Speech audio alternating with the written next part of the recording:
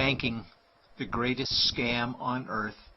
Thomas Jefferson said, "I believe that banking institutions are more dangerous to our liberties than standing armies. If the American people ever allow private banks to control the issue of their currency, the banks will deprive the people of all property until their children wake up homeless on the continent their fathers conquered." Jefferson's warning is already here.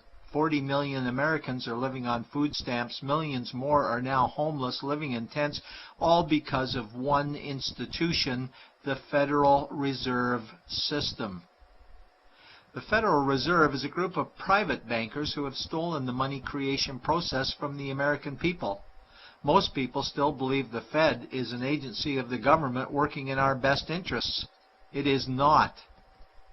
There is no greater form of evil in the world today, so let's explore the banking scam. None of us have ever been taught anything about money. The reason is to prevent us from learning the truth that money is a trick and money is a trap.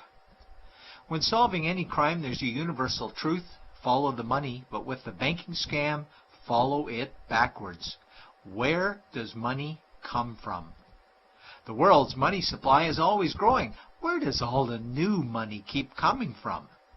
Money comes from privately controlled global banks like the Federal Reserve System. They create money every day, which increases the world's money supply.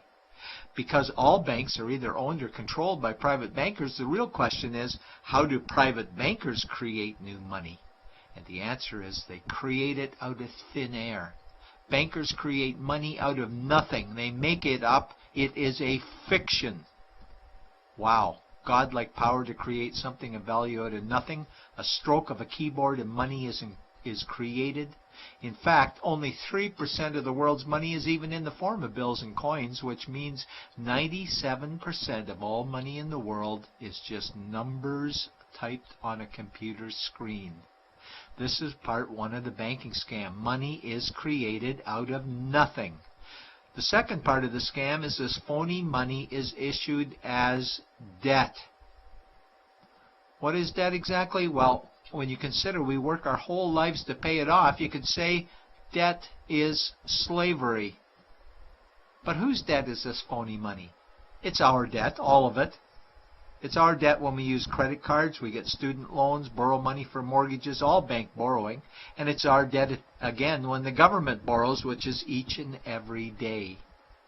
In today's world, money is debt and debt is money, and don't forget the interest charges.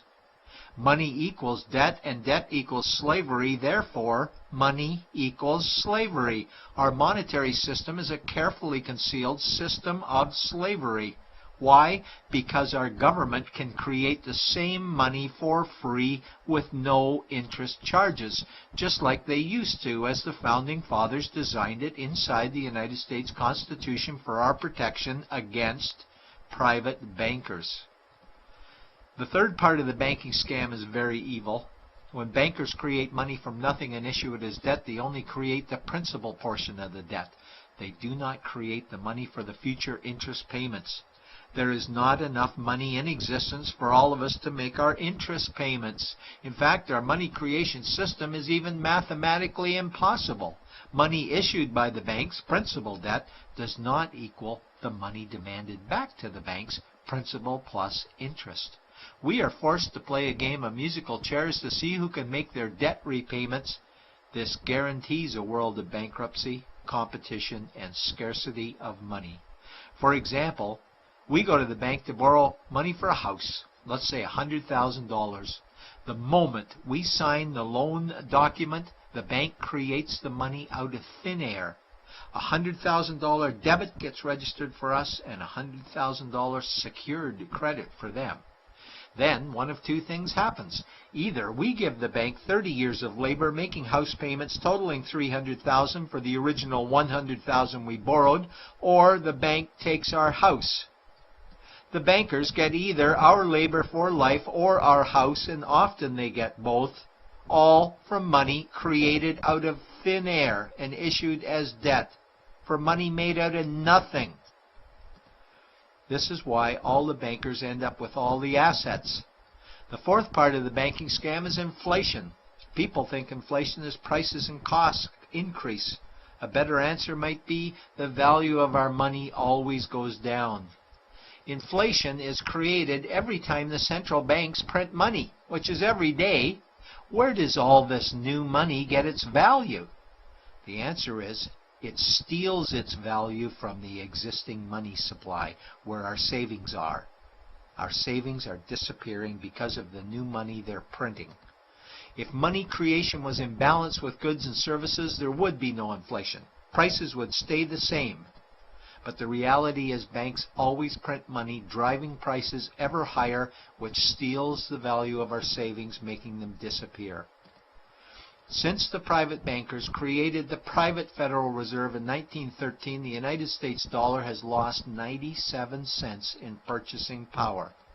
An item in 1913 that cost $100 in 2011 cost $2,230, a price increase of 2,130%. This is the banking scam. 4 parts. Private bankers create money out of nothing and charge interest on it. There is no money created for the future interest payments, and inflation steals our savings every day.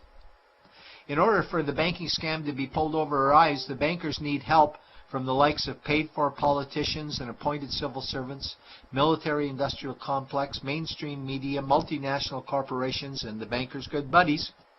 For example, what do our banker-controlled television networks say about criminal bankers? "Oh, bankers are our saviors. Chairman is man of the year. He saved the world. Bankers really do deserve their bonuses. They're so smart." And what do our banker-owned G20 politicians say we need to do? That we must save our banking system, and now we need austerity measures, like increasing existing taxes and bringing in new taxes, cutting our social programs, including education and health care, stealing from our pension plans while increasing the retirement age, keeping us working for more years at lower wages while placing our children and grandchildren in debt and servitude for their future lives. We are being lied to that we must go deeper in debt for bailouts, stimulus packages, quantitative easing, saving the too big to fail banks, credit easing, currency interventions, all names that mean the same thing, more debt to us. Is it not strange that the solution to too much debt is always more debt to us? And where is all this money going? It's going to the banks and to the bankers. They are stealing our money right now. 0.1% of the world's population owns 2/3 of the world's wealth.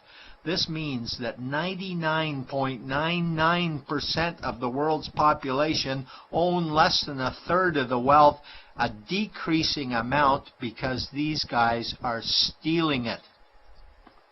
We desperately need to wake up to the banking scam. It is time for change. To retake control of our money system, we must stop supporting the banking scam.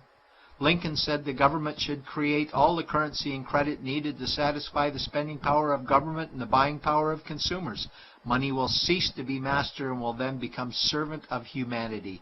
And Jefferson said the issuing power of money should be taken from the banks and restored to the people to whom it properly belongs. It's a pyramid scheme.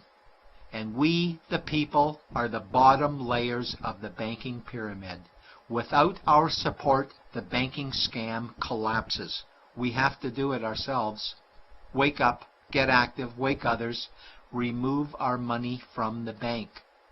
Buy gold and silver coins. Get out of debt. Rip up your credit cards. These actions will bring down the banking scam. Only vote for politicians who support debt-free money, or run for office yourself, and turn off mainstream media to search for the truth while you still can. And support every effort to end the Federal Reserve System and all the privately owned central banks. Let's bring these criminals to justice to get our money and our countries back before it's too late.